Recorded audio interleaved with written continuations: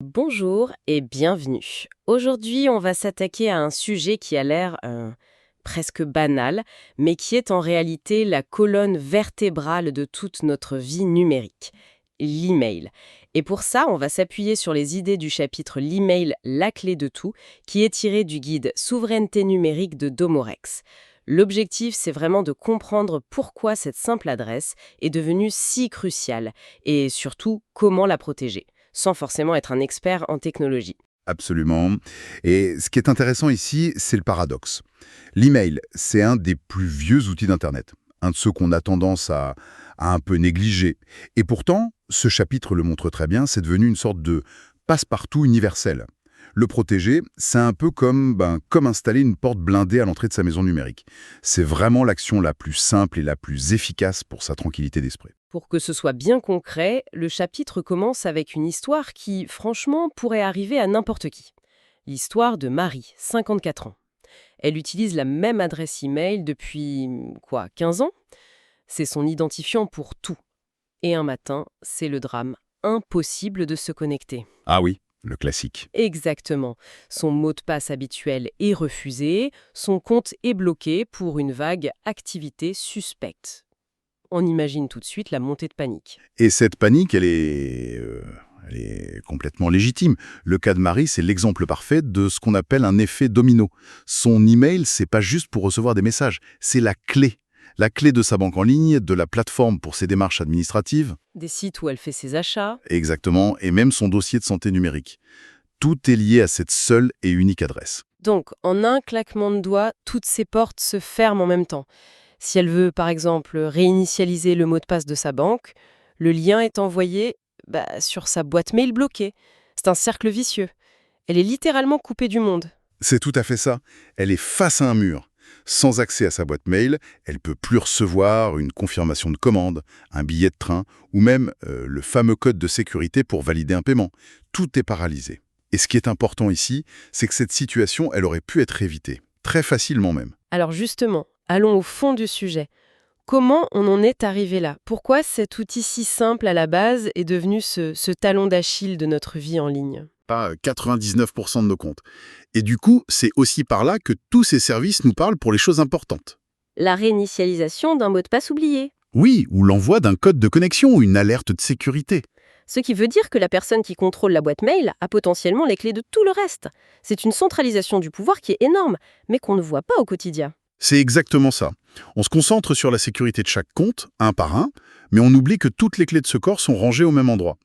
On met des alarmes sur chaque fenêtre, mais on laisse la porte d'entrée grande ouverte. C'est vraiment ça. Notre principal. Ça va de l'accidentel au plus malveillant. Les deux premières, c'est presque des problèmes avec soi-même, on va dire. Le premier, c'est tout bête, on oublie son mot de passe. Et on ne se souvient plus des questions de sécurité. Le deuxième, c'est le blocage automatique par le fournisseur, souvent pour des raisons qui nous dépassent un peu. Une connexion depuis un autre pays en vacances, par exemple. Voilà, ce genre de choses. C'est frustrant, mais il n'y a pas forcément quelqu'un qui cherche à nous nuire. J'imagine que les deux autres risques sont d'une autre nature. Ah oui, là on entre dans la malveillance. Le troisième, c'est le piratage pur et simple. Et la cause la plus fréquente, mais de très très loin, c'est de réutiliser le même mot de passe partout. Ah, ça. Imaginez qu'un petit site de forum où vous êtes inscrit se fait pirater. Les pirates récupèrent des listes d'emails et de mots de passe. Qu'est-ce qu'ils font en premier? Ils testent ces mêmes combinaisons sur les grands services de messagerie. Et ça marche. Ça marche bien trop souvent. Et le quatrième, c'est celui dont on entend parler tout le temps, le fameux phishing. L'hameçonnage, oui. C'est recevoir un faux message qui imite à la perfection un service officiel. Votre banque, un service de livraison, une administration. Le but, c'est de créer un sentiment d'urgence ou de peur pour vous faire cliquer sur un lien. Et c'est de plus en plus crédible, c'est ça le pire. Fini le temps des emails pleins de fautes. C'est vrai. Mais il y a des indices qui ne trompent pas, ou presque. Le premier, c'est le ton. Est-ce que c'est pressant, alarmiste? Votre compte sera suspendu sous 24 heures. Les vrais services, ils communiquent rarement comme ça. Ils n'ont pas besoin de vous faire paniquer. Ensuite, y a-t-il un lien ou une pièce jointe que vous n'attendiez pas? Le réflexe, c'est la méfiance. Et l'adresse de l'expéditeur aussi. C'est souvent là que le piège se cache, non? Oui, il faut vraiment prendre l'habitude de la regarder. Elle peut ressembler à l'officiel, mais avec un détail qui cloche. Une lettre inversée, un tiret au mauvais endroit. J'ai vu un exemple l'autre jour. Tout était parfait, le logo, les couleurs. Mais l'adresse se terminait par .co au lieu de .com. C'est minuscule. Le conseil clé, c'est simple. Au moindre doute, on ne clique sur rien, on ferme l'email et on va vérifier sur le site officiel par soi-même. Bon, le tableau est assez clair et un peu alarmant, je dois dire. Heureusement, le guide ne nous laisse pas comme ça. Il propose une méthode pour construire des bases solides. Alors, comment on fait? On commence par où? La stratégie est simple et elle repose sur 2 piliers. Un email principal bien protégé et un email de secours. L'email principal, faut le voir comme la clé du coffre-fort. Et pour qu'il soit bien protégé, il y a 3 règles d'or. La première, c'est de compartimenter son usage. C'est-à-dire? On le réserve pour les comptes vraiment importants, la banque, l'administration, la santé. On évite de l'utiliser pour s'inscrire à des newsletters, des jeux, des forums. C'est une question d'hygiène numérique en fait. D'accord, on limite son exposition. Et la deuxième règle? Et nulle part ailleurs. C'est ça qui casse l'effet domino. Et la troisième règle, c'est d'activer ce qu'on appelle l'authentification à 2 facteurs, où tout est fait. Ça, c'est la vérification en 2 étapes, c'est bien ça? Le petit code qu'on reçoit sur son téléphone? Exactement. C'est une couche de sécurité en plus. Même si quelqu'un vole votre mot de passe, il ne pourra pas se connecter. Il lui faudra aussi votre téléphone. C'est une barrière extrêmement efficace. C'est super en théorie. Mais soyons honnêtes, beaucoup de gens trouvent ça contraignant. Devoir sortir son téléphone, recopier un code, est-ce que ce n'est pas un frein? C'est une excellente remarque. Et c'est un vrai sujet. L'idée, c'est pas de l'appliquer partout, mais de le réserver aux comptes qu'il mérite. Pour un forum de discussion, c'est peut-être trop. Mais pour l'email qui détient les clés de votre banque, cette petite contrainte de quelques secondes, elle vaut bien des années de tranquillité. C'est un petit effort pour protéger le cœur du système. D'accord, je vois. On a donc ce coffre-fort, notre email principal, bien protégé. Mais que se passe-t-il si, malgré tout, on perd la clé? Est-ce qu'il existe un plan B? Absolument. Et c'est le deuxième pilier, tout aussi crucial. L'email de secours. C'est la bouée de sauvetage. C'est une deuxième adresse dont l'unique fonction, c'est de permettre de récupérer l'accès à la première. Ah! Donc la stratégie, ce n'est pas de construire un seul mur immense, mais plutôt un système de cloisons étanches. Si une partie est inondée, l'autre reste au sec. C'est une parfaite analogie. Et pour que cette cloison soit vraiment étanche, il y a une recommandation très importante. Il faut créer cet email de secours chez un autre fournisseur. Si le principal est chez le fournisseur A, le secours doit être chez B ou C. C'est pour éviter qu'un problème technique général chez un fournisseur ne paralyse tout en même temps. On ne met pas tous ses œufs dans le même panier, quoi. Logique. Et j'imagine que cet email de secours, il doit être bien protégé lui aussi, hein? Bien sûr, même règle que pour le principal. Mot de passe unique et fort et authentification à 2 facteurs. On ne l'utilise pour rien d'autre, on le crée, on le configure et on l'oublie presque. Le simple fait qu'il existe, c'est une assurance vie numérique. D'accord. On a le coffre-fort et la clé de secours bien rangée. Le chapitre aborde une autre notion, un peu plus avancée, j'ai l'impression, les alias. C'est indispensable, ça? C'est présenté comme une technique optionnelle, mais très maligne. C'est le niveau au-dessus de l'hygiène numérique.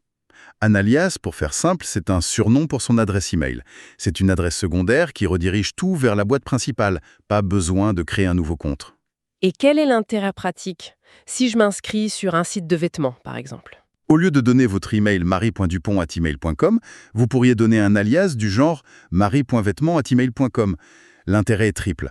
D'abord, vous ne donnez pas votre vraie adresse, donc ça la protège du spam. Ensuite, si vous commencez à recevoir de la pub bizarre sur cet alias vêtements, vous saurez exactement qui a vendu vos données.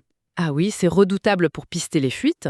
Et le troisième avantage? Si un alias reçoit trop de spam, vous pouvez simplement le désactiver, sans que ça n'affecte votre adresse principale, qui, elle, continue de marcher.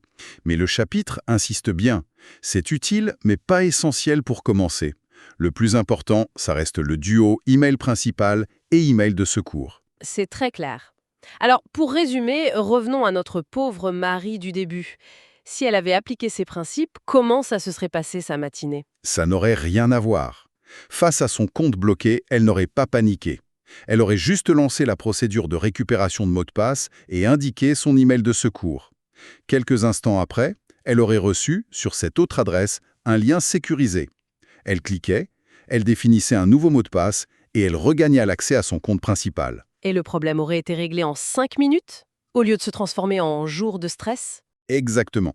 Et puis, en amont, Avec un mot de passe unique et la double authentification, un piratage aurait été quasi impossible. Le but, c'est pas de devenir un expert, c'est juste de mettre en place un système simple et solide qui nous permet de garder le contrôle. Donc si on devait repartir d'ici avec 3 gestes essentiels à faire, ce serait quoi? Ce serait très simple. Premièrement, identifier son email principal et vérifier qu'il est protégé par un mot de passe qui n'est utilisé nulle part ailleurs. Ça, c'est le geste numéro 1. Deuxièmement, activer l'authentification à 2 facteurs dessus. C'est la meilleure barrière de sécurité qui soit. Et troisièmement, prendre 10 minutes pour créer un email de secours chez un autre fournisseur et le configurer comme adresse de récupération. Et avec seulement ces 3 actions, on change complètement la donne. Ce qui est fou, c'est que ça ne demande pas de tout changer. C'est juste un peu d'organisation à faire une seule fois. Exactement. Le bénéfice est énorme sur le long terme. Ces quelques gestes suffisent à reprendre le contrôle sur l'élément le plus central et le plus négligé de notre vie numérique. Et le mieux, c'est qu'une fois que c'est en place, ça ne change rien à la façon dont on utilise son email au quotidien. C'est un investissement minime pour des années de tranquillité. Merci beaucoup pour votre écoute. Alors voilà, si jamais ce chapitre vous a été utile, sachez que vous trouverez des ressources complémentaires directement sur le site web de Domorex. Pour ça, rendez-vous sur domorex.com. D'ailleurs, le lien est indiqué juste en dessous, dans la description. Sur ce, je vous dis à très bientôt dans le prochain épisode et passez une excellente journée.